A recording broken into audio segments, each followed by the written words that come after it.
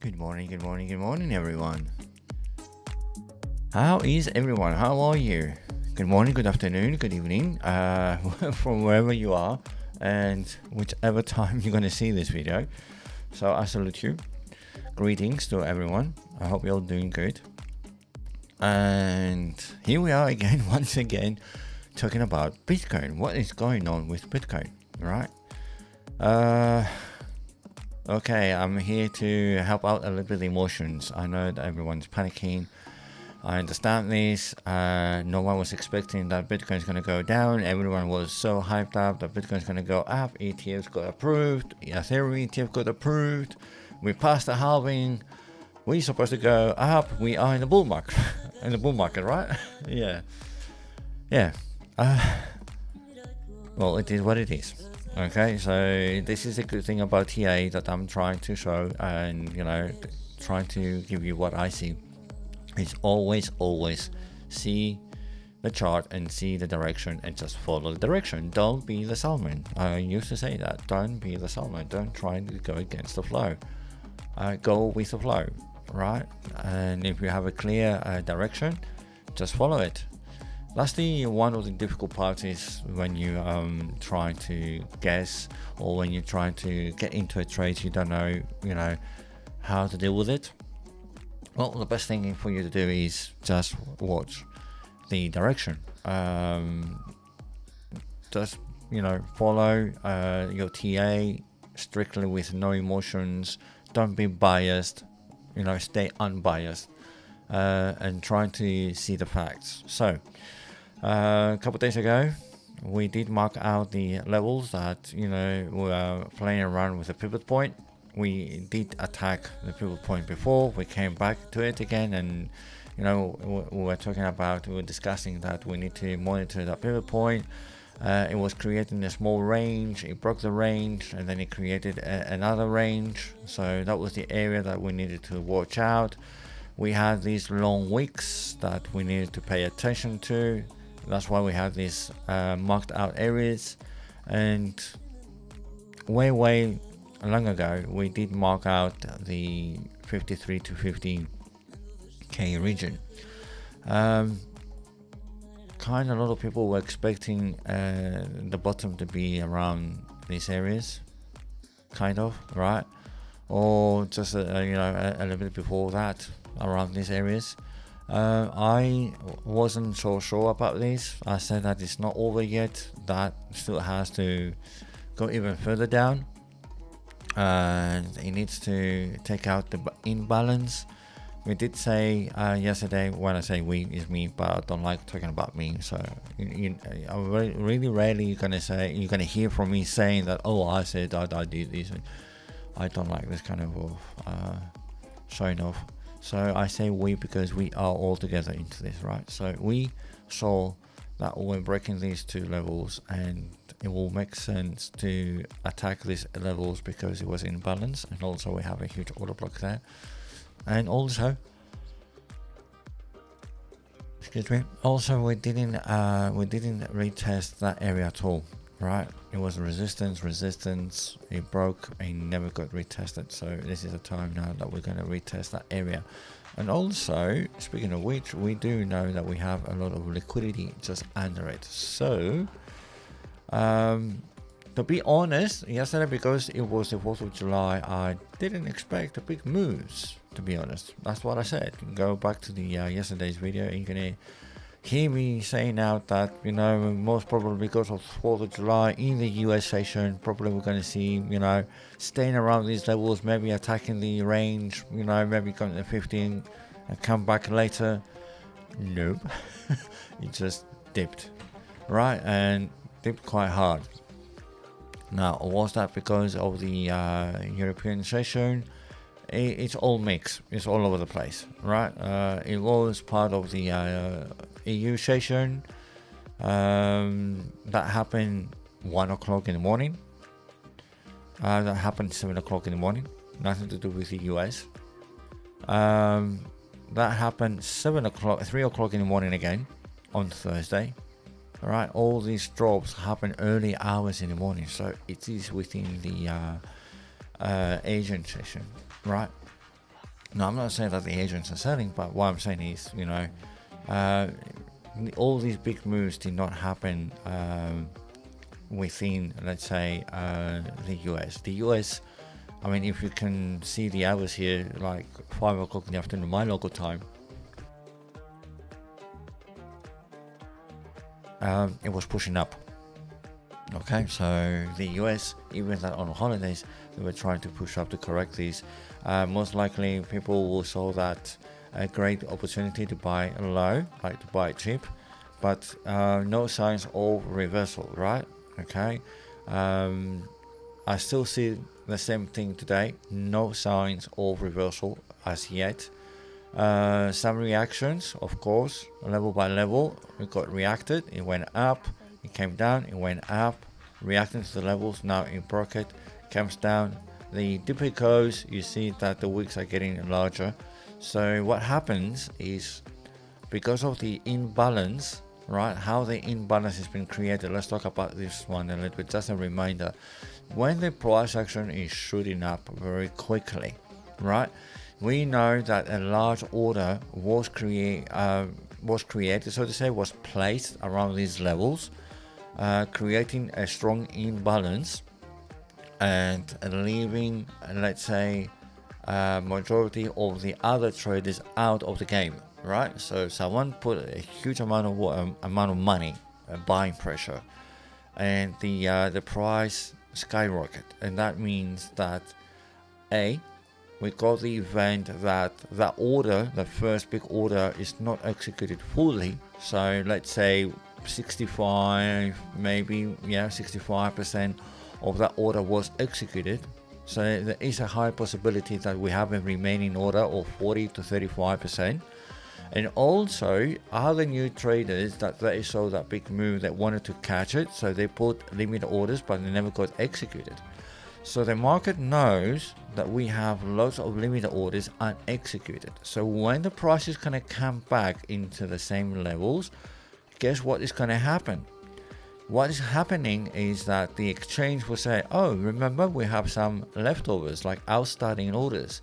And when the price was coming down, the exchanges will start kicking in all these unexecuted orders. So you see that big pressure going up, right?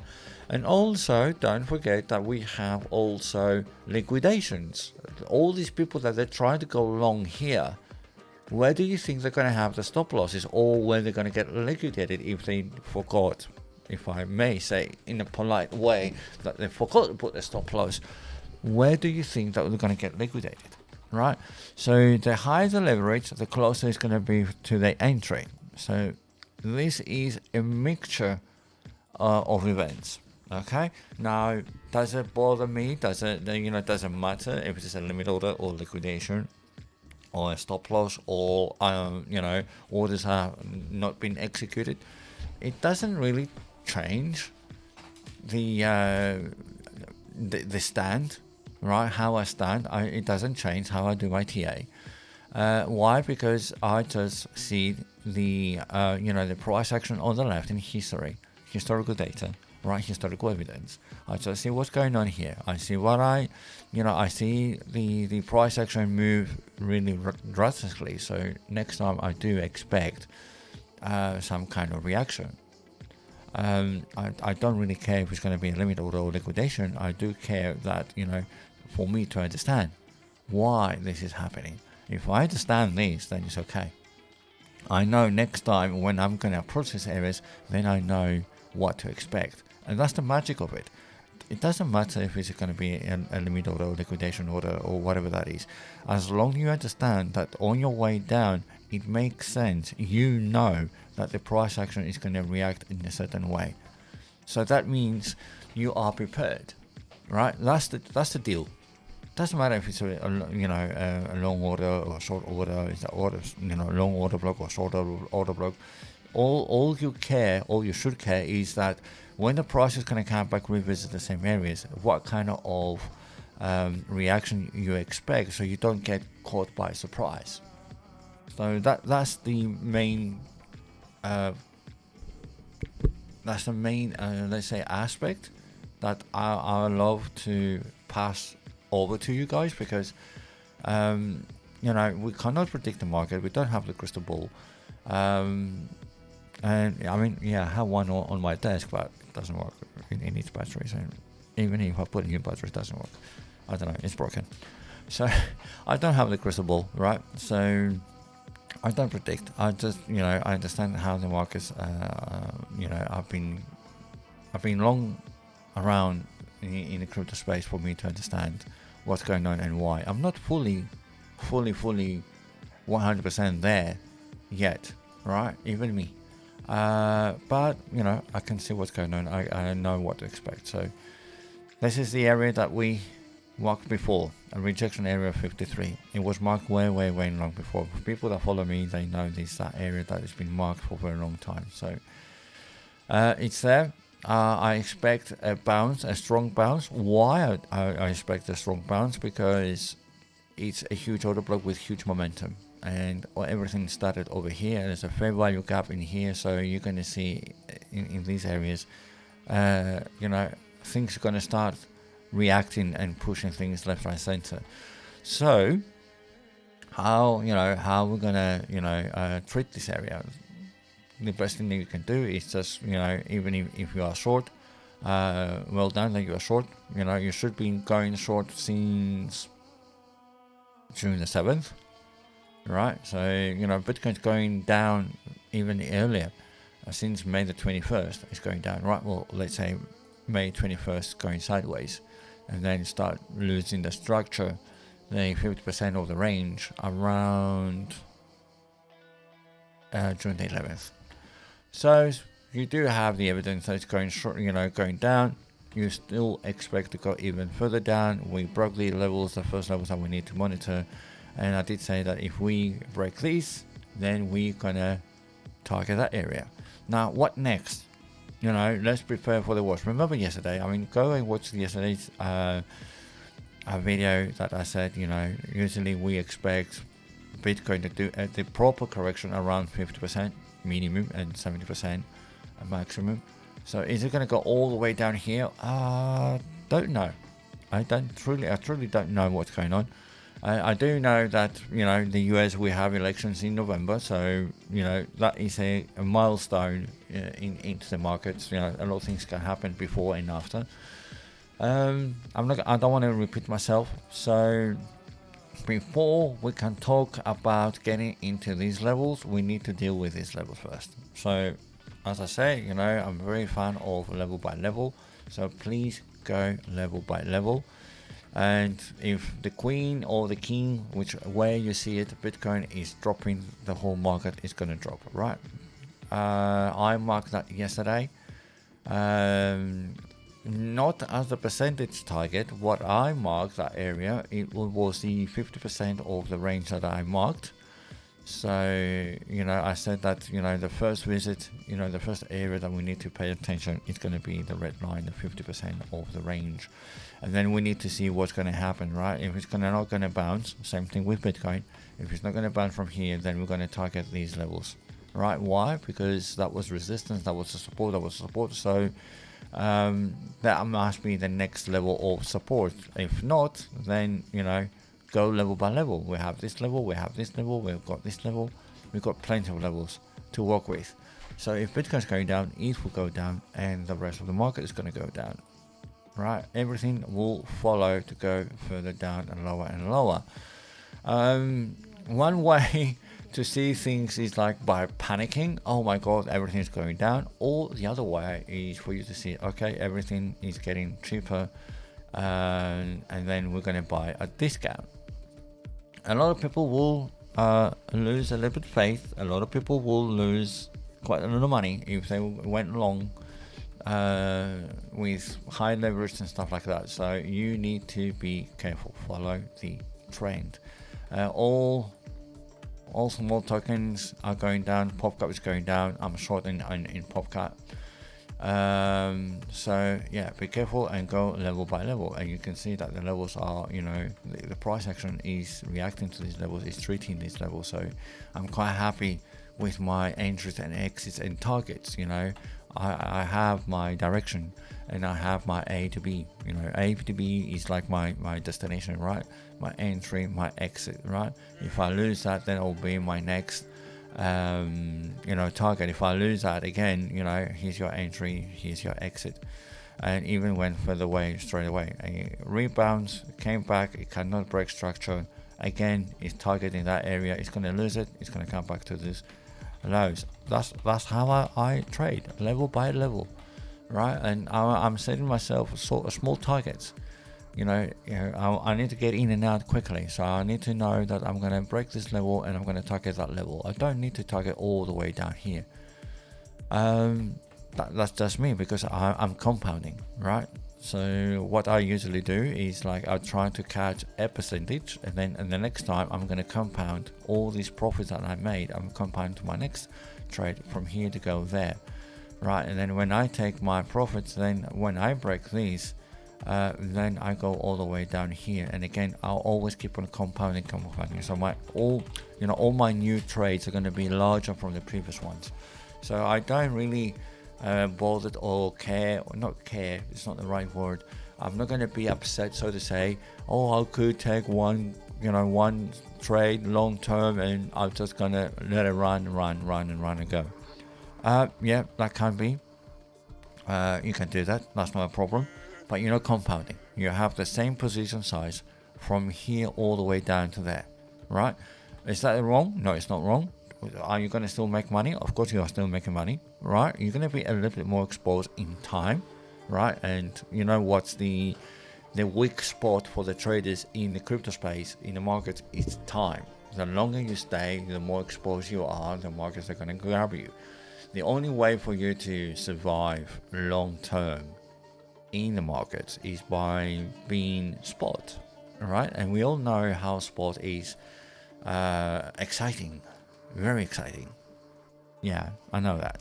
It's not. So yeah, spot is not exciting, but it's more secure. You don't lose your money. You don't get liquidated. In futures, it's more riskier.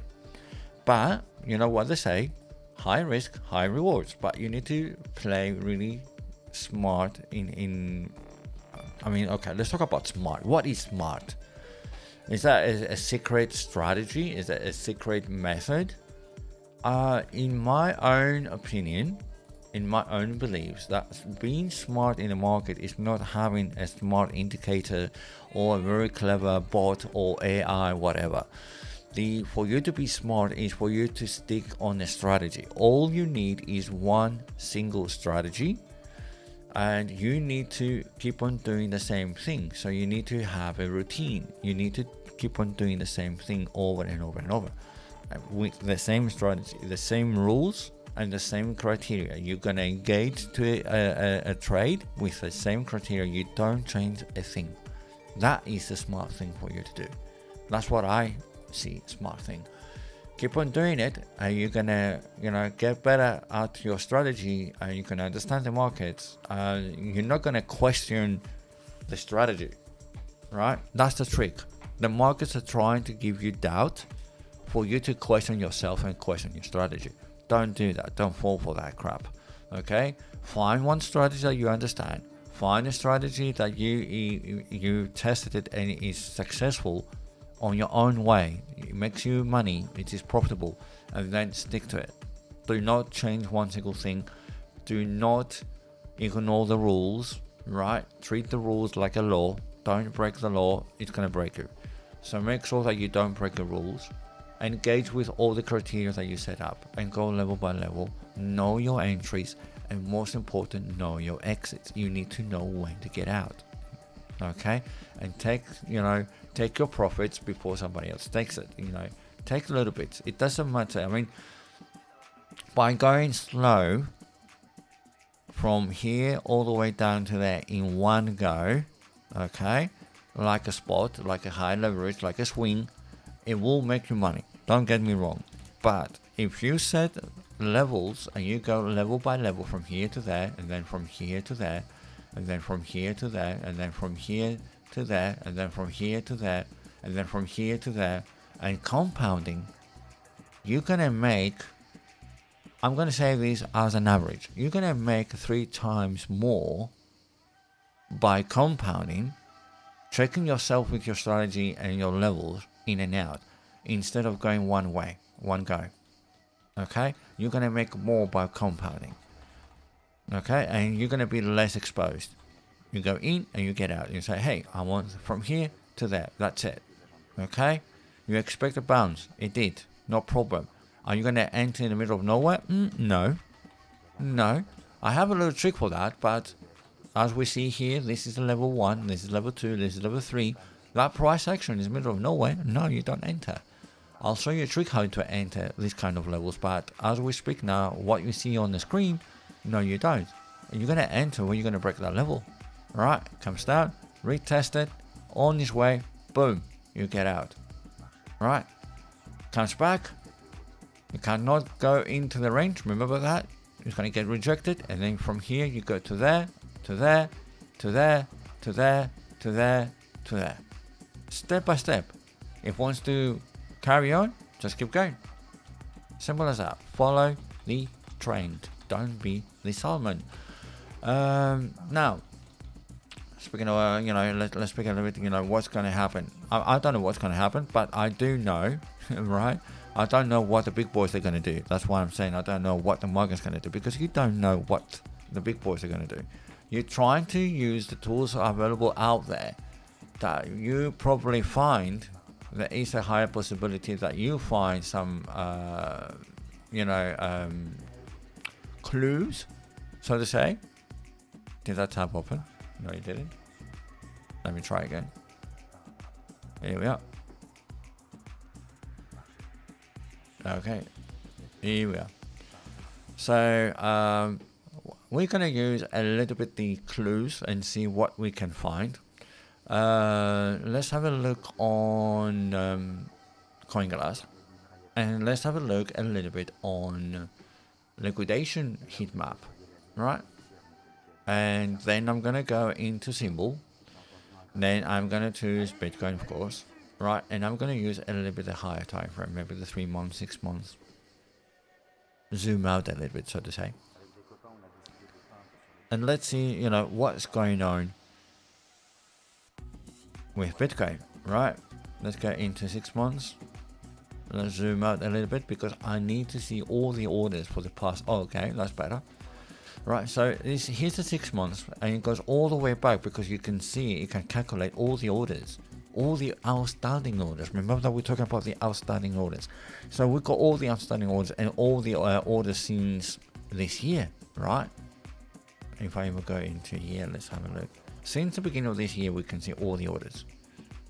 And even lower, look at that, how many orders are sitting down here.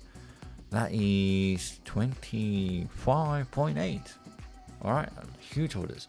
Look, the next bright area is down here on 48, 49, 50. These are, all the stop losses from the order blocks. Look where the order block is, and look where the heat map is giving you a notification where a lot of limit orders. So because these orders are under the order block, it's giving me the understanding that these are stop losses. And the same thing with here. Look at all these shorts. All these people went short. They saw the double top, right? That double top, very close to each other. And also they seen that, it was approaching the same high, the same all-time high, the new all-time high, and it could not break it. Okay, so they're shorting, and all these are stop losses, right? Everyone went, entry down here, and that is all stop losses and liquidations and stuff like that. So now you know where the market is most likely to move, in which direction. Where is the money? The money's down here, right? There's more money down over here around 40, 41, 42. Again, right? Order blocks, push the price up, okay? A rejection, push a little bit up. That did not break the structure. Look where the previous high is. So that push from here, that order block here, it wasn't good enough or strong enough, so to say, to break structure, but it was good enough to stop the downtrend. So it stopped the downtrend, that order block. You can see a little bit highlighted in these areas. It went up, got exhausted, and then new orders, boom, boom, boom, it created all this momentum. So you have again a pool, a lake of limit orders and stop losses and liquidations everywhere. So the market is going to drive all the way down here. So what are you expecting? What kind of reaction are you expecting down here? You're expecting that when the price is going to hit here, all these limits are going to get executed, and then they're going to get pushed up again. So the price is going to get pushed a little bit up. It's going to react into this. When it's going to tip the toes into the water, it's like the water is extremely cold, and you're like, ouch, and you pull your leg up. This is what the price is going to do. Just push a little bit up. And then we're going to see if the big boys are going to take this opportunity, they're going to grab this opportunity to push the price up again. BlackRock, Fidelity, Greyhound, whatever you want to call it, all these big fund managers, they want to buy Bitcoin as cheap as possible. All these ETF, they want to buy as cheap as possible, right? You understand what's the theory behind it? It's not a conspiracy, but what I'm saying is that for them to buy Bitcoin, they don't want to buy Bitcoin at 17. They want to buy as cheap as possible. And what are they doing? They create this panic mode to the people to sell their positions so they can buy, right? Because there's not a lot of Bitcoin available. Like let's do a little bit talk about that. CoinGecko, and let's talk about Bitcoin. Here's Bitcoin, right? Look the total supply. What's the maximum supply and total supply? 21 million, right? 21 million Bitcoin tokens, right? So how much is in circulation? 19.7. We're running out of Bitcoin. Okay, kind of. Don't panic for that one now. So we're kind of running out of Bitcoin, and that means less Bitcoin is available to be minted. So all these fund managers, like all these companies that they filed for the ETF, they got approved to trade Bitcoin on the ETF. How are they going to grab Bitcoin? How are they going to trade Bitcoin when Bitcoin is on, the remaining is on low supply? So they're trying to mint the rest of it. That's why we have the halving, which means the halving, it's the result. It means that the miners need to double work, right, the efforts for them to mint one Bitcoin. So it means that the process of minting the remaining Bitcoin is going to be really, really slow, right? So how these people are going to trade Bitcoin? They need to trade Bitcoin when everybody else is going to dump the Bitcoin, right? So they need to drop the price down for the Bitcoin to become cheap so they can buy. You selling, they're buying. And then they're going to be a monopoly, right? They're going to hold the Bitcoin, and they're going to skyrocket, and they're going to make the Bitcoin so expensive that it's going to be really ridiculous for us to trade it. All right, you're trying to buy a Bitcoin, and you're going to get, you're going to spend like $1,000, and you're going to get 0.000001 Bitcoin. That's what's going to be in the future, right? So, and that's the one thing. And the other thing that's a little bit deeper and a bit further away, the governments want to develop, so to say, because it's a programming, so it developed and it's not produced. They want to develop the digital dollar and the digital euro. It's happening, right? It's not new. You don't get this by surprise. Digital euro by the European Central Bank, right? Digital euro, European Central Bank. Just a little bit, have a look at that. It's happening, and somewhere I can find, I do not accept cookies, thank you. And let's see if we can find the roadmap, the progress, read the report. Here we are. It was launched in November 2023, but it was way before on the plans. If I do recall correctly, it was all the way back in 2016.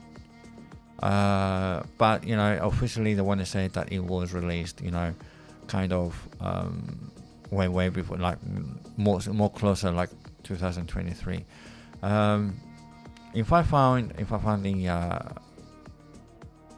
the roadmap or the progress, let's have a look if we can find something. Okay, let's find the report on this one. Privacy, stimulus payment. Yeah, okay, we know all this. Full report. Let's have a look a little bit and let's see. Okay, so can I have a PDF? Okay, let's have a look. I don't want to sidetrack, but I want to give you a little bit of a perspective to see what's going on. Okay, so they want to be ready by 2025, towards 2026, right? So they want to bring the official digital euro and the digital dollar.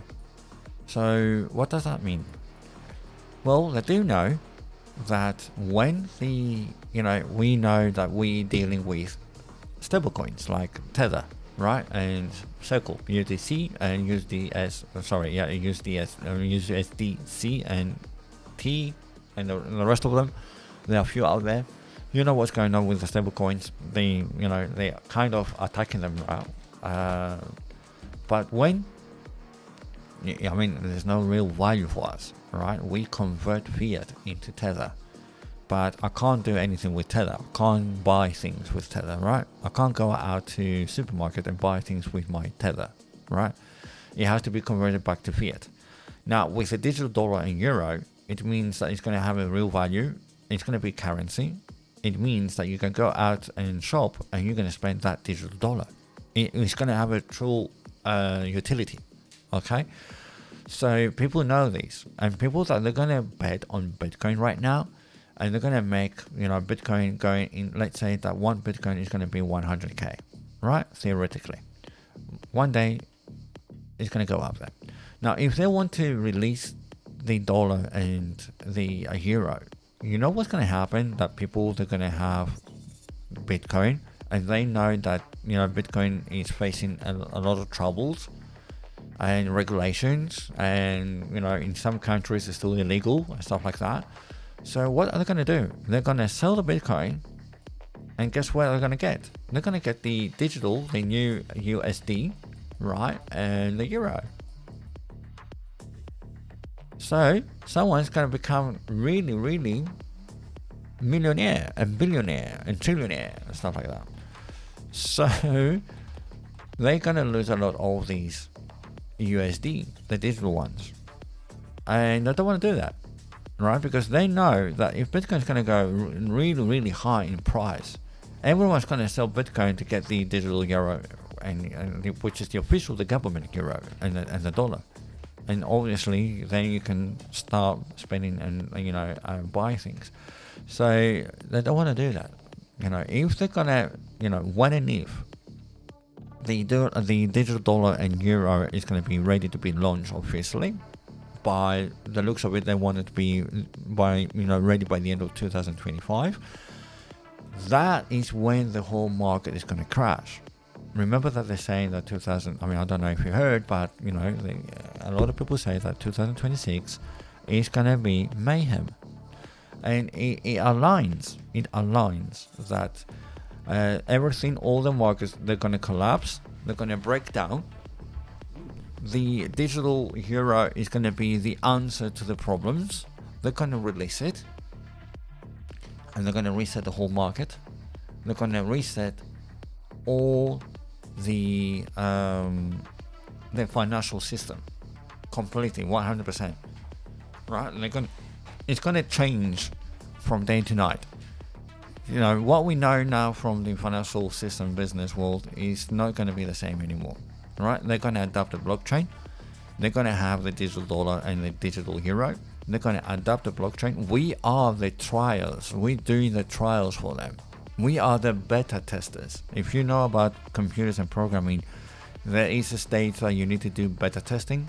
Before it's going to release out officially, you need to test it, and you need people to participate in the beta program for them to test the program for you, to bring out the bugs and the problems. And this is what we're doing now with crypto. Everything, we test everything. How quick the transactions can be, how transparent can it be. Don't fall for that crap, right? Oh, Blockchain is transparent. Silly, you're silly. They can see everything. For me to get a record from the for a bank, which is a private bank, it's a company, I need to have a warrant. With a blockchain, you don't need it. All you need is just to scan the blockchain, and you're gonna find the money. You're gonna find the addresses, and then they have all the tools, and they even designing right as we speak. They are designing the programs how to trace everything, to match it with all these unique addresses, to match it with the IDs. They're gonna do it. They're gonna do it. Trust me, they're gonna do it. So the whole crypto space, not crypto. I'm not saying crypto is fraud or is a bubble or something like that. What I'm saying is, it's well designed. The blockchain is well designed because we need to move to a new era. They're gonna stop using the cash, paper money, and coins. They're not gonna be existing anymore. It's gonna be illegal, right? We in one day, mark my words, one day they're gonna arrest us because we're using cash, right? Because they cannot trace it. They want to trace it. They're trying to trace it. They cannot trace it. They don't like cash, right?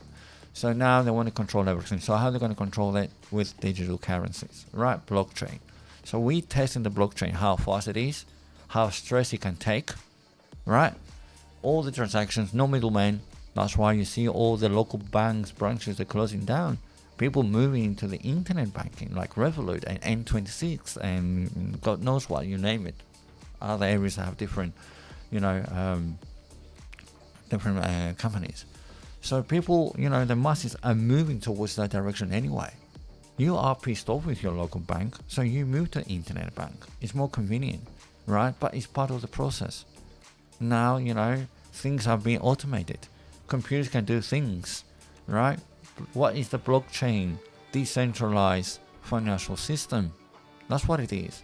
It's the new upgrade. And we are the beta testers. We are testing the crypto.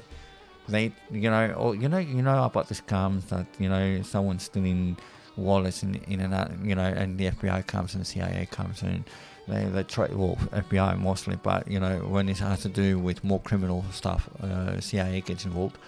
But, what I'm saying is that even that if someone that is a fraud within the blockchain, they can trace it and they retrace it and they can bring it back.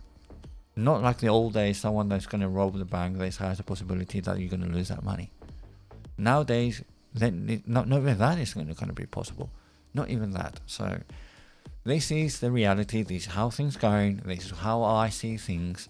Mark my words, this is the next financial model.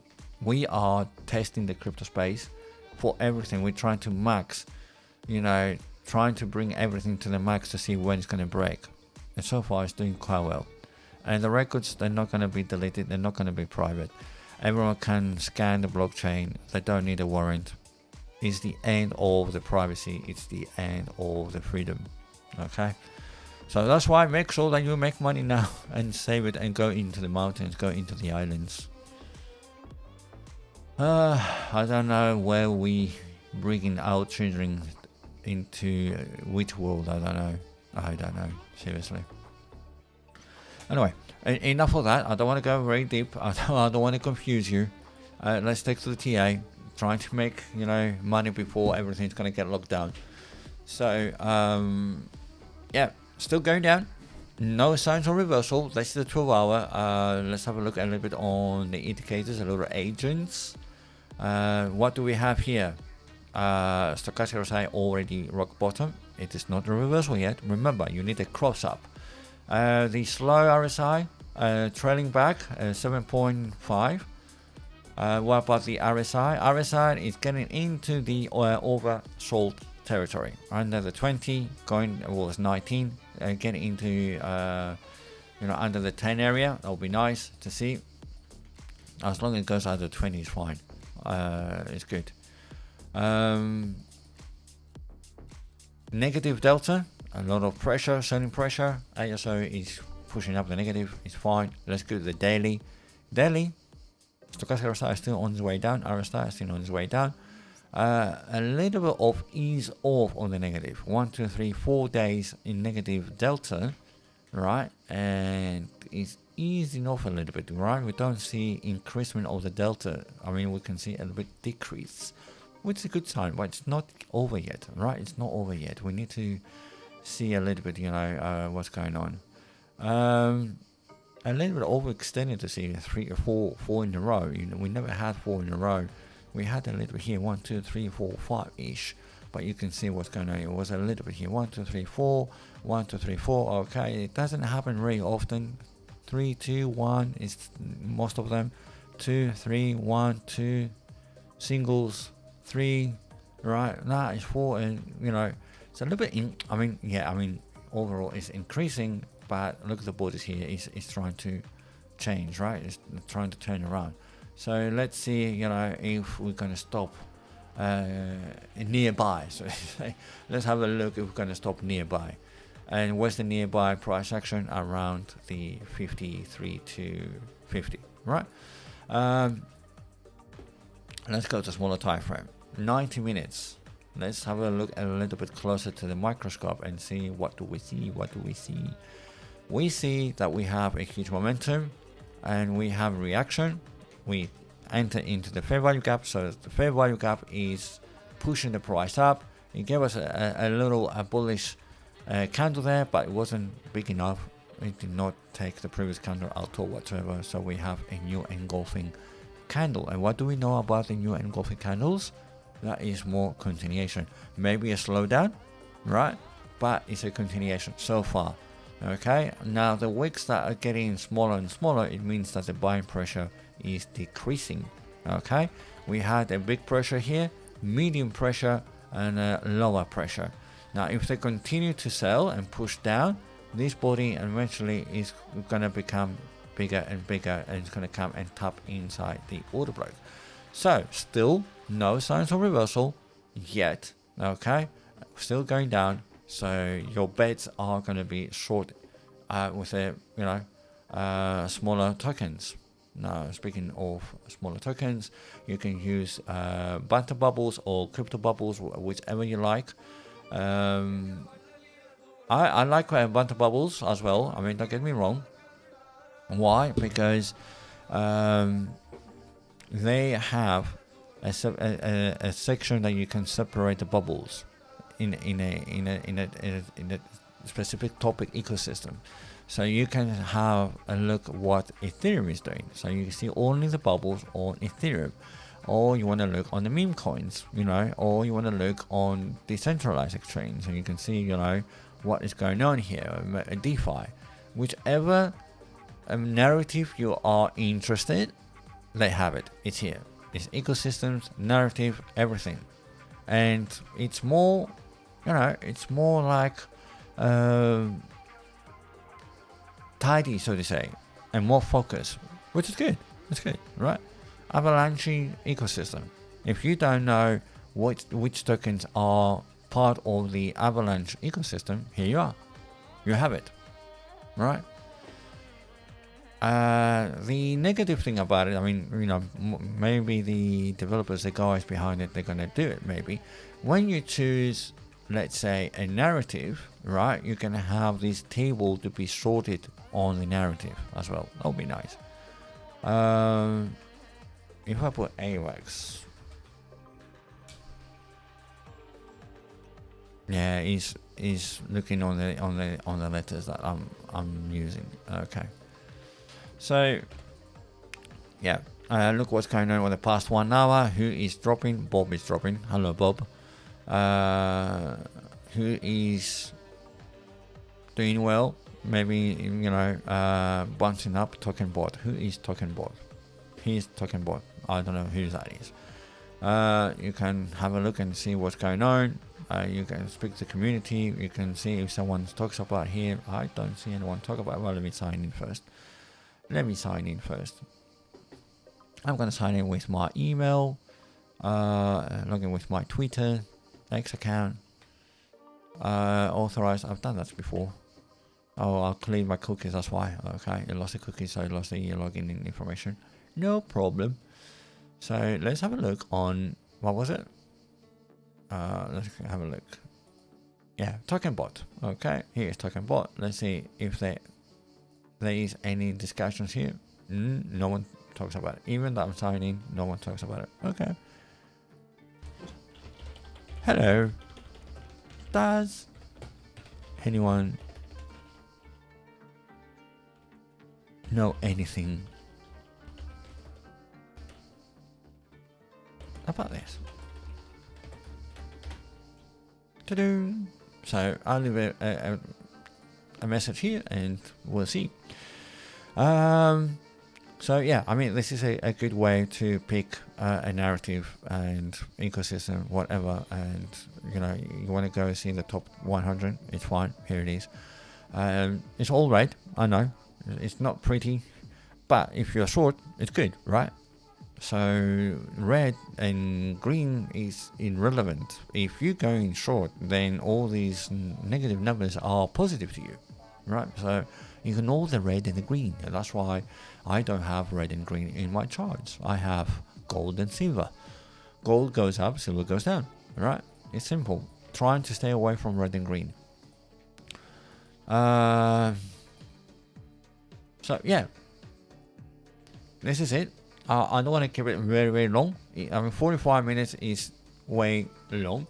Let's have a look a little bit on the cash flow before I close this stream.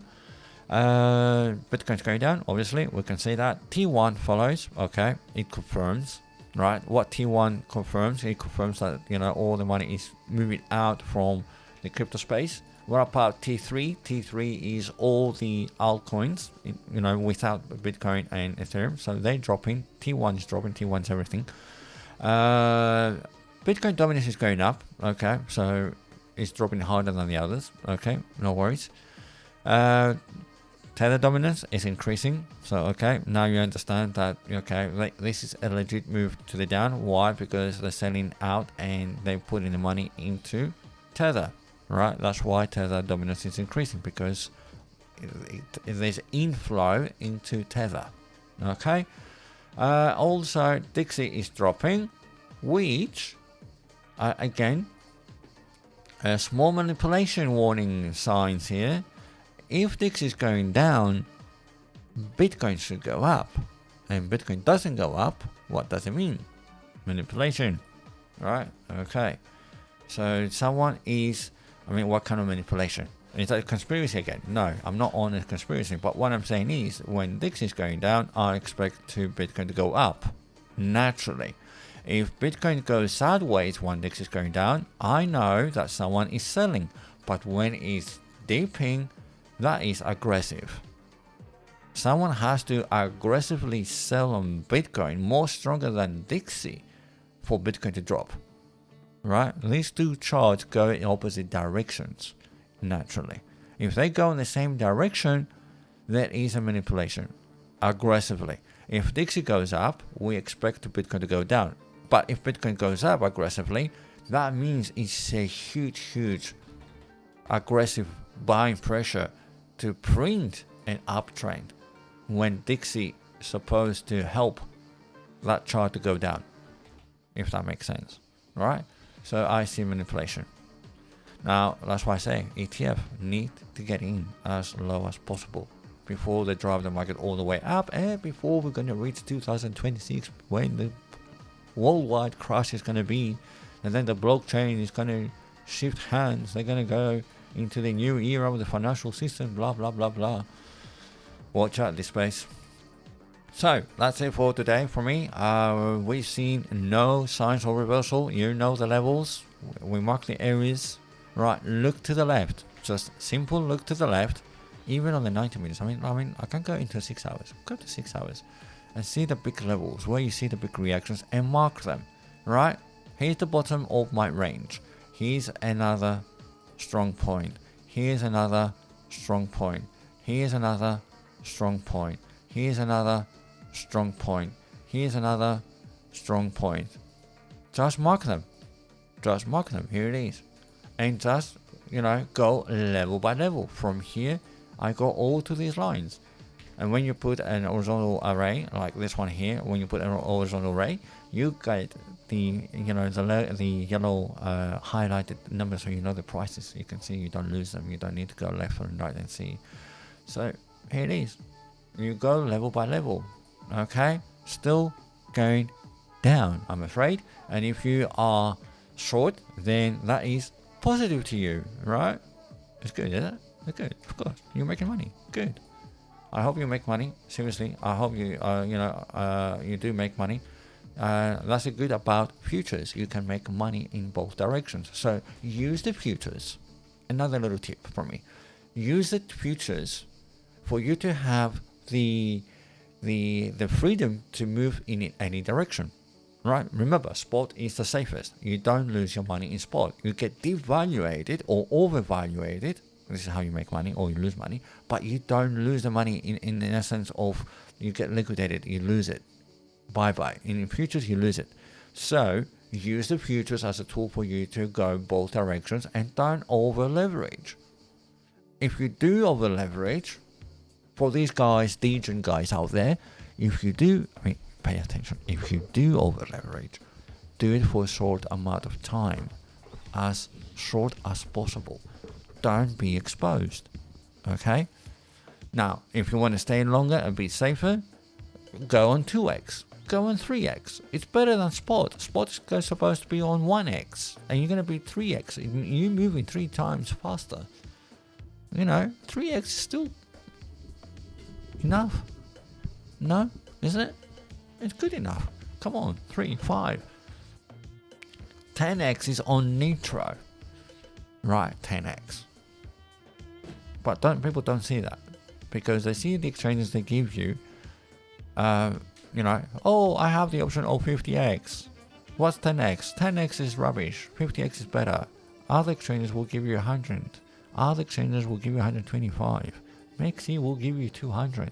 Right? Forex will give you 500. All these nice little leverage tools here, right? It's the trap. It's trying to make things attractive to you.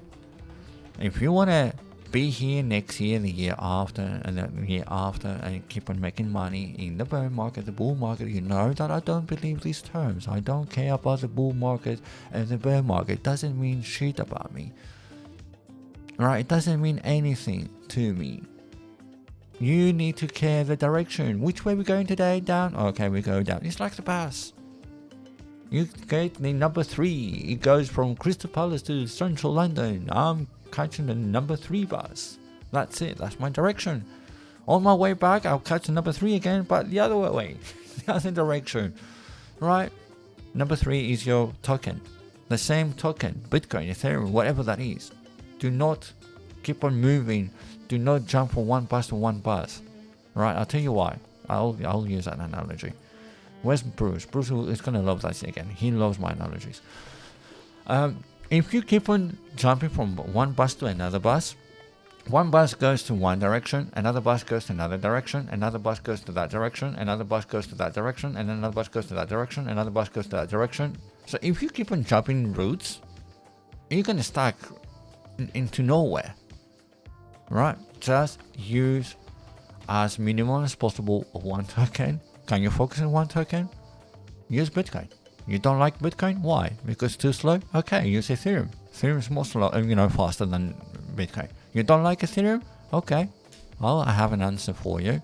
Go into CoinGecko, go to cryptocurrencies by market cap, and use the top 20.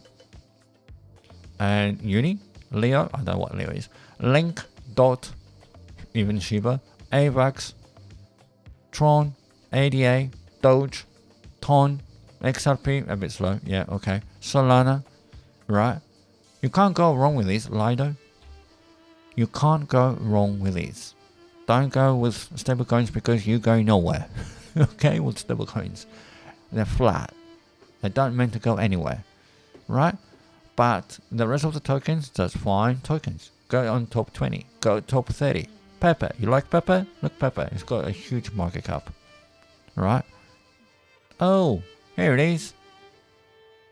ASI, which is the old Fed. Has it been officially released? Oh, that is nice. Fetch, Ocean, and Ajax, they are all together, right? And they've been, in under one project now. It's called ASI. ASI. Did they change the name? ASA. Oh, it's supposed to be ASI. Let me see if they change the tickets or anything like that.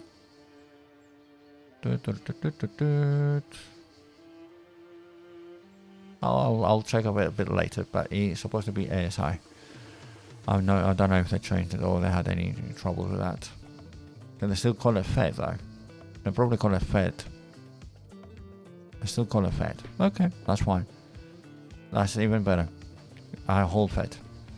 So Fed will, I think it's going to move in the future, right? So anyway, just go to the big top 20, top 30, and you're going to be good with them.